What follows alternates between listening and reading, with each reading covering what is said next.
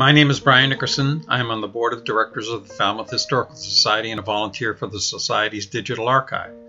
I am past president of the Nickerson Family Association in Chatham. The Nickerson Family Association is one of the oldest and largest family-based genealogical organizations in the U.S. and one of the very few that maintains its own buildings for genealogical research and museum purposes. The Society's Digital Archive began in earnest about 3 years ago.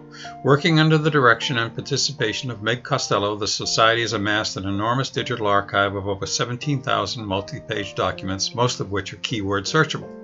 This video would take a tour of the digital archive, focusing on how it can be useful in genealogical research.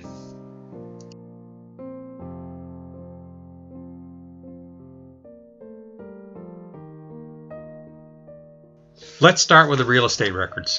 The Mormon Church has been very active for decades, accumulating genealogical data from around the world. It is part of their belief system. Cape Cod was not immune from their attention, and we have benefited greatly. Over 45 years ago, church researchers were taking photographs of Barnstable County documents. Those photographs were turned into microfilm and, more recently, digital files available on the church's genealogical website, FamilySearch.org. One of the collections of photographic documents includes more than 3,600 images of the indexes of property transfers in Barnstable County from 1703 to 1868. All these indexes are available online at the FamilySearch.org website. They have also been captured into the Society's Digital Archive with an additional benefit. The Society painstakingly captures each of the 3,600 images and combines them into a document that provides for easy access and search. The indexes are separated by grantor, the property seller, and grantee, the property's buyer. In the grantor index, the sellers are listed alphabetically along with the name of the person who purchased the property, the town it was located in, the date of the sale, and the book and page number of the Registry of Deeds ledgers. But even better, there are two sources online where you can find the deed from the comfort of home. One is the Barnstable County Registry of Deeds website. It is a bit awkward to use, and making copies to your personal computer is not easy. The other source is the FamilySearch.org website. In addition to the indexes it photographed in 1970, it has also taken every page of the deed registers for the years of the index. With book and page number, a relatively easy trial and error search results in the image of the deed that can be easily saved to your computer. One caution, the page numbers in the indexes are mostly correct, but not always. Search a few pages forward and back on the website and you should find the one you want. Okay, an example.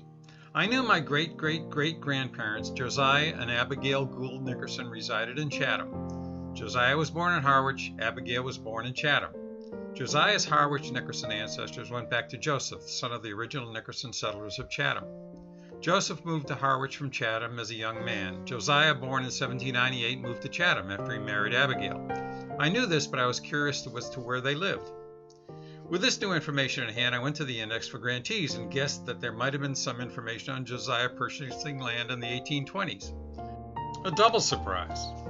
I not only found the information on Josiah's purchase, but also found that he purchased the house he and Abigail were already living in from my great-great-great-great-grandparents, David and Hannah Mayo Gould, Abigail's parents, in 1824. Hannah was a descendant of William Brewster and his daughter Patience. The property Josiah and Abigail purchased from Abigail's parents was on Shore Road, today's most expensive and desirable neighborhood in Chatham. Probably not in the early 1800s, though. A similar search quite easily found the deed from William Lawrence and Andrew Davis to the President of the United States in 1827. The property was located in a remote area of Falmouth that had previously been used as a smallpox clinic. That property today is one of Falmouth's most desirable neighborhoods. The site sold to the President now houses Nobska Point Light. Just this week, the Falmouth Selectmen approved an agreement that will bring Nobska back under local control. Cemeteries. The Genealogical Society has done a great job with the vital records and cemetery lists. The Historical Society has the photographs, about 1,500 of them. Luckily for the old burying ground off Mill Street, we also have the listings by Reverend Herbert Smythe, the founder of the Historical Society in 1903. The photographs of the burying ground were taken about 100 years after Reverend Smythe's listings. Many of the gravestones listed by Smythe in 1903 were no longer readable in 2003. Most of the cemetery photographs are for people who died before 1900. We use 1920 for St. Joseph's Cemetery on Gifford Street, though, because it is a relatively recent cemetery. At some point, there should be photographs taken up to present time, maybe a project of the Genealogical Society. Census records. Many new listings have been added to the FamilySearch.org website in the past months. With the exception of the 1890 census, the Historical Society has a comprehensive and detailed snapshots of Falmouth's population from census and other directories from 1790 to 2003. Military records. The Society has considerable information on Falmouth men who served in the Revolutionary War, the War of 1812, and the Civil War. Some of the more interesting records, though, are the draft registrations of the First and Second World Wars because of the detailed information provided.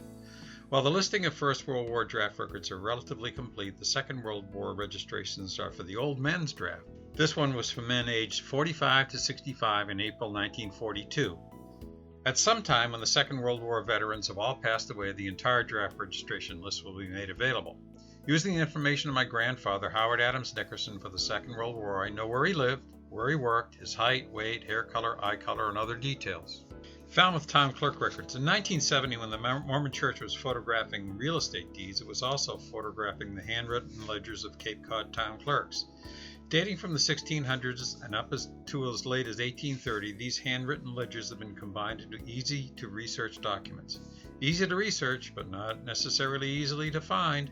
The difficulty of indexing handwritten ledgers is obvious, but the information is there. One major point to be made: if today we wanted to photograph these handwritten ledgers, they would be degraded from nearly 350 years of use. Given that these ledgers were photographed in 1970, they were in much better condition then than now. Still 300 years old in 1970, but better. Genealogical documents. As Genealogical Society members know, the golden age of genealogy were the decades following the United States Centennial 1876 and continuing into the early 1900s. The Nickerson Family Association was formed in 1897 when 300 Nickersons showed up for a reunion in Chatham. Many extensive genealogies were published during this period. We also know that the accuracy of many of them is speculative. That said, the Historical Society has captured many of these genealogies for Falmouth surnames and made them keyword searchable. Also available in the Digital Archive are documents on the early families of Cape Cod and the Pilgrims of Plymouth. The Portuguese families of Falmouth. A relatively recent venture for the Digital Archive is the rich history of the Portuguese families of Falmouth. Most of these documents come from the Society's own collection, and we are adding to it weekly. Books and articles. The Digital Archive has nearly 300 books in digital form, including the Book of Falmouth. Maps and atlases. Ranging from as early as 1674, and nearly 300 of these can be viewed on the Society's Digital Archive.